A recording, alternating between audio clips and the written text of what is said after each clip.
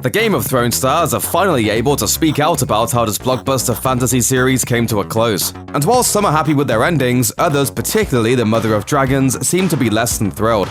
Throughout her run on Thrones, Emilia Clarke has taken Daenerys Targaryen from a naive, frightened child bride to a formidable and lethal dragon queen. But underneath it all, Daenerys has had to juggle her desire for justice with her genetic makeup. After all, she is a daughter of the infamous Mad King Aerys Targaryen. Even so, audiences have always rooted for Daenerys, cheering her on as she frees slaves, saves innocents, and fights those in power to give it to those below.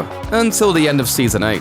Daenerys' torching of King's Landing during the penultimate episode, The Bells, wasn't entirely unexpected, but her descent into madness was seen as abrupt and unearned, as if viewers were supposed to forget about Daenerys' humanity and believe she would kill thousands of innocent people without a passing thought. For her part, Clarke might have tried to warn audiences about this before the season aired. In 2018, Clarke revealed to Vanity Fair that her final scenes were incredibly upsetting and that fans might look at Daenerys differently, given that her continued passion for war leads to Jon Snow ultimately having to kill her. During an Emmys event before the final season premiered, it's hard to overlook her facial expression.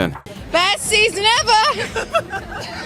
Other actors have expressed some frustrations about the final season too. They include: one of the most compelling, infuriating, evil, and dynamic characters on Game of Thrones is Cersei Lannister, thanks in no small part to the performance of Lena Headey. Even as Cersei committed unspeakable atrocities, killing anyone and destroying everything in her path to make sure the Lannisters stayed in power, fans were occasionally swayed thanks to the heart and depth Headey put into Cersei's character. Fans expected an ending for Cersei that was as sensational as Headey's performance. Unfortunately, Cersei's grand exit didn't pan out as planned. While fans were mulling over theories that ranged from everything from death by Jaime's golden hand to Arya or the Hound killing Cersei, they were ultimately given a sequence in which Cersei and twin brother Jaime are crushed by bricks in each other's arms in the bottom of the Red Keep. Even Headey was annoyed at this closing scene, saying she wanted something bigger or any sort of fight at all. As freed slave Missandei, Nathalie Emmanuel brought a considerable amount of heart to an often cruel show. Fans loved her friendship with Daenerys, as well as her relationship with Grey Worm, the leader of the Unsullied Army, but grew apprehensive when Missandei and Grey Worm started to make plans for the future. Always a bad sign. Missandei ended up captured by Cersei's forces, and was beheaded in front of Daenerys in a show of cruelty and power. After the episode, Emmanuel said that it was disappointing to see the show's one woman of color killed so abruptly. She also spoke to the emotional weight of Missandei dying in chains, which brought her full circle in the most heartbreaking way possible. Fans and critics agreed with Emmanuel, and it seems there's no shortage of viewers who think there should have been more justice for the character. One of the most mysterious and interesting characters in Thrones, Lord Varys, played by Conleth Hill, seemed to know every secret in all of Westeros. Though Varys began the series firmly in the Lannister camp, he eventually switched sides to his friend Tyrion Lannister in Daenerys' court.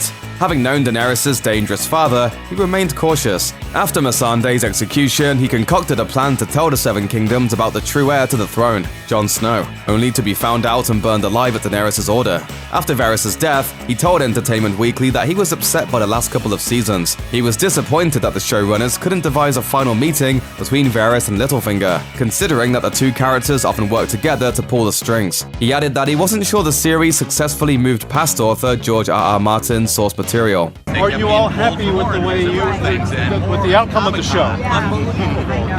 Personally, or just happy? By Season 8, Tyrion Lannister had been Daenerys' top advisor for quite some time, but in her eyes, he'd begun to falter. Between underestimating his sinister sister Cersei and being too trusting of his brother Jaime, relations between the Dragon Queen and her hand were splintering. Actor Peter Dinklage certainly has a good relationship with his character, but he also made not-so-subtle hints at his frustration with how the show ended. In a video about the end of the show, he criticized the decision to put all the women and children in a crypt full of the dead during the Battle of Winterfell. But the most telling moment comes when Entertainment asked how he felt about the ending.